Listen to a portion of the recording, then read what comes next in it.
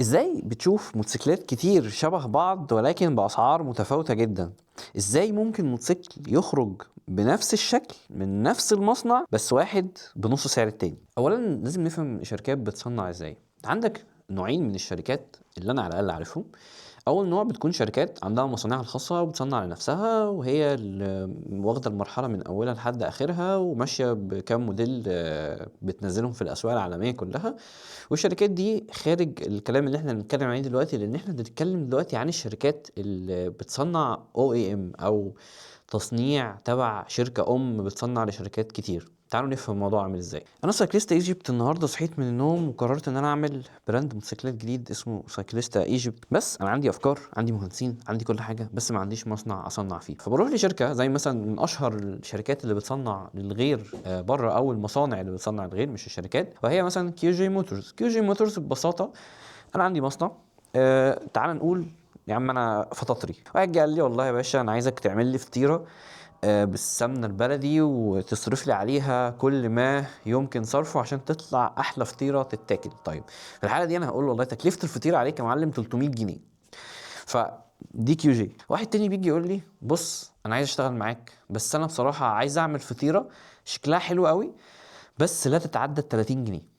فانت هنا بتقول لي طيب مش خلاص اعمل لك باللي انت عايزه. طيب ونيجي للشاسيه اساس الموتوسيكل. ايه اللي بيحصل فيه ببساطه؟ ان انا بروح فبيقول لي والله انا عندي حديد عادي جدا ما فيهوش اي حاجه، اللي هو مايلد ما فيهوش مشكله وشغال كويس، وفي حاجه اعلى شويه بريميوم اللي هو هاي تنسايل فيه شد عالي يقدر يستحمل وكده. فانا دلوقتي قلت له يا باشا هات لي اسوأ نوع حديد عندك او ارخص نوع حديد عندك، انا عايز حاجه يا دوبك تقضي الغرض ويكون سعرها في اللذيذ.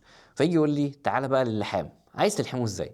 مش هتكلم دلوقتي عن الحاجات اللي اتلحمت في مصر في فترات ما وكانت بتكسر شاسيه او بيفك من عند اللحامات، مش هتكلم في الموضوع ده دلوقتي، ولكن تعالوا نتكلم عنه وانت بتصنعه بره ازاي اللحامات بتتم. في نوعين لحام، TIG وده نوع دقيق جدا ونضيف وده اللي بيتعمل في الموتوسيكلات المحترمه المعتمده، وتاني نوع الMIG وده النوع اللي اتلحم هنا في مصر وكان في مشاكل كتيره منه. الفرق ببساطه هو عمق الاختراق بتاع اللحام الارخص مع الفترات بتاعه الاستخدام والمطبات بيحصل مايكرو كراكس او شقوق صغيره، مع الوقت تلاقي الشاسيه فك منك من اماكن اللحام بتاعته. وهنا ده فرق ما بين نوعين اللحام بتوعنا. احنا دلوقتي خدنا ارخص نوع حديد او ارخص نوع شاسيه، تاني مرحلة عملنا ايه؟ رحنا اخترنا اوحش نوع لحام واحيانا بنلحمه هنا في مصر. خلاص خلصنا؟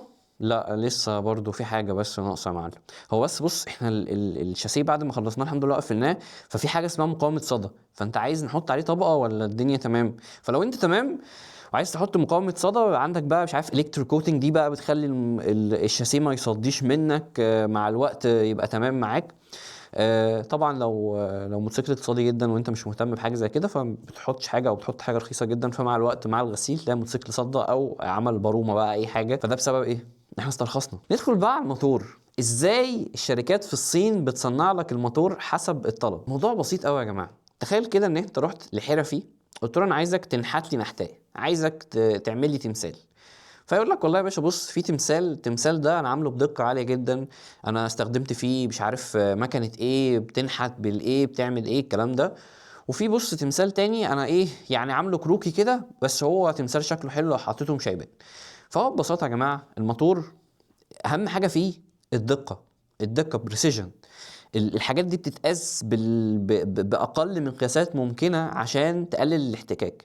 لان ببساطه في حاجه اسمها كليرنس ما بين البستم والسلندر، او بيبقى في مسافات داخل الموتور. انا كل ما الموتور ده المسافات دي ظبطت لا هي ضاقت قوي ولا هي وسعت قوي، الاحتكاك هيقل، عمر الافتراضي للموتور هيزيد، الحراره المتولده من الاحتكاك اللي بيزيد ده مع ان انت عندك خلوص كبير بتبدا تديك عمر افتراضي اكبر وحراره اقل. فببساطه ان انا لو استرخصت في الموتور وفي البريسيجن او الدقه بتاعه تصنيعه، ان انا مع مثلا سنتين هلاقي الموتور خلاص راح في داهيه مني. ودي بتحصل كتير جدا، تلاقي موتوسيكل ما كملش 10000 كيلو وحصل فيه مشاكل في الموتور والبستم. فدي بتبقى مشكله ان انت عامله بريسيجن وحشه جدا او دقه وحشه جدا، فالموتور التفاوت فيه او المسافات فيه كبيره اكتر من المسافه الطبيعيه اللي تديك عمر افتراضي طويل. الرمان بيلي بقى جوه الموتور يا معلم. انت الرمان بيلي انت بتختار انت عايزه ايه، عامل ازاي، وضعه ايه، نضيف ولا رخيص، عايزه يتحمل درجه حراره عاليه ولا لا. ده يفرق معاك بس في يعني عمر الكرنك كده، ممكن يفرق معاك مثلا يقعد 15000 كيلو ولا يقعد معاك 40000 كيلو، يعني حاجه بسيطه جدا، ممكن تقعد معاك نص المده بس يعني.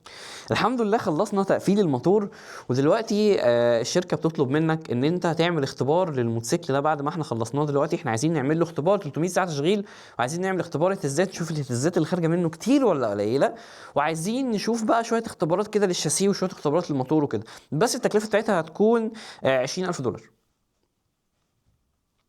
لا لا، هو مش هو شغال، مش هو بيدور.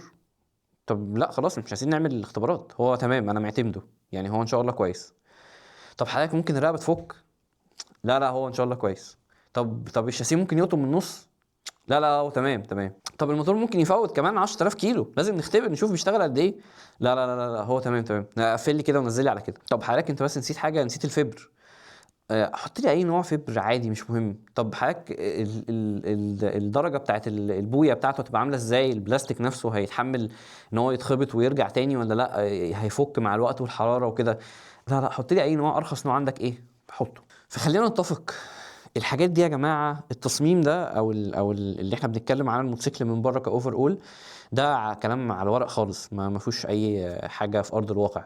التنفيذ هو كل حاجه. التنفيذ انا بنفذه ازاي، انا هطلع الموتوسيكل ده عامل ازاي من الشركه. الشركه اللي بتصنع الموتوسيكل ملهاش دعوه انت عايز تطلعه بكواليتي عامله ازاي، هي بيبقى ليها مينيمم ستاندردز، وهي ملهاش دعوه بقى. انت ممكن تكون جايبه تعمل عليه تجارب، ممكن تكون جايبه لدوله معينه ليها ظروف معينه، هي مش بتتدخل في التفاصيل دي. ولكن المفروض اللي يبقى فاهم الحاجات دي وهو المستخدم او الاند يوزر، هيبقى عارف انا هحط مثلا 70000 او 80000 او 100000 جنيه في موتوسيكل. هل الموتوسيكل ده مصمم ان هو يقعد معايا 5 سنين، ولا هو مصمم ان هو يقعد معايا سنتين، ولا هو مصمم ان هو يقعد معايا قد ايه؟ يا ريت لو عجبتكم الحلقه قولوا لي رايكم، وقولوا لي حابين نتكلم في ايه تاني. يلا اشوفكم على خير، سلام.